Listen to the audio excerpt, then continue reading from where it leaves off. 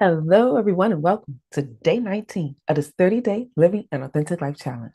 Today, we're going a little bit deeper on a discussion about legacy because some people are under the impression that in order for you to pass on legacy, you have got to have some great big amounts of money or land that you're passing on.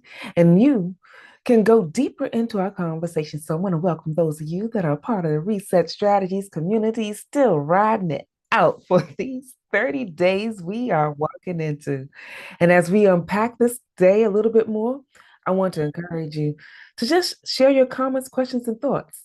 So, as we talk about legacy, legacy, as I stated, is more than material things. It's how you show up and what you do and how you impact the people around you. Because here's the thing that we don't often pay attention to. In order for you to ensure that your legacy is a blessing and not a curse, you need to focus. So when we're focusing, there are some moments when we have a tendency to focus on the past. Because I know for some of you that are listening, I'm sharing elements about past moments of my life, like the divorce that I experienced. When I focus on that part and I just look at just the pain points, I miss some pieces of it because all I'm doing at that point is just bringing the past into my present. And that's just drawing on a memory. But if you don't do anything with that memory, how supportive is it to your future, your legacy, your standstill, what you're doing now? Because if you heard me before, you know that I have shared that your legacy is something that you're building every single day. And if you are an individual that dwells on only what happens right now, because you know that the past in your world may not be that supportive of you, so you just dismiss it, well, that's not exactly the best thing to do either. Because if all you're dwelling on is just the present moment, you have a perception. But if your present moment is not a great moment, then your perception will be thrown off. But when you bring in the future, bringing your future into the present moment, well, that's called an expectation. And it's our expectations that give us an opportunity to start laying a firmer foundation for a future that we desire and building with intention. Legacy. And that's something that you can look forward to. Because when your legacy that you have is a greater impact, it's only when you're focusing. So focus on what you want your legacy to be. Instead of thinking of it like someday or one day moments, think about it as something now that you're building every single day. And when you do that, it'll help you be mindful about how you're treating the people that are around you. Because some people are thinking that their future expectation when the world looks back on them will be amazing, but they're not treating the people that are around them well in this moment. So the legacy that they're leaving may not be what they're expecting. But what you can do at the end of each day to help you ensure that you're building the legacy that you desire, ask yourself this: what legacy did I leave in the rooms that I was entering into today? Where were you today? What would those people in those spaces and places say about you in the future?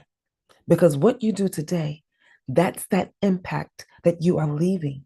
And I'm praying that a lot of you are leaving blessings and not curses in your path so that your future can be better. And when you're looking at your past moments, use it as a reset.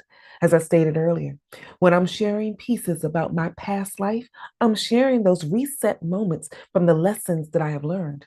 And the way that I've been able to do that, well, I unpack what did I experience? What was it teaching me? Who was Tanya in that point in my life? And what parts of that does she want to continue to be forward? So take 5 minutes of your time. Recall one past moment that shaped you. Write down the lesson because y'all know I got a lot of different journals over what I walked through. And when you write your lesson, don't just write the pain. Please remember that your insights become your wisdom, and that's what you pass on. And let's start wrapping this up. If you're looking at your present moment, here's what you can do with your present moment. List 3 things that you're still working on and growing through. That will support you in bringing with intention what your legacy will be. And when you start looking at your future, you'll get more clarity about what it will look like. And to ensure it, you can also ask yourself, what do I expect my future to reflect? Because when you do that, you decide to let your legacy be rooted in wisdom, that's insight from your past, grounded in your present, because you're not just being willy nilly with it. And then you're fueling it with hope for your expectations of the future. Your legacy will be better. Your legacy will be deeper because you are building it every single day. Now just take some time and focus on it. So that's what we are going to unpack a little bit more for those that are joining me here in the Reset Strategies community. And if you are not yet a part of this community, I encourage you, click the link below and join us because we still have several more days left in this 30-day challenge. I look forward to seeing you. In the meantime, this is Tanya E. Hood, walking in my purpose.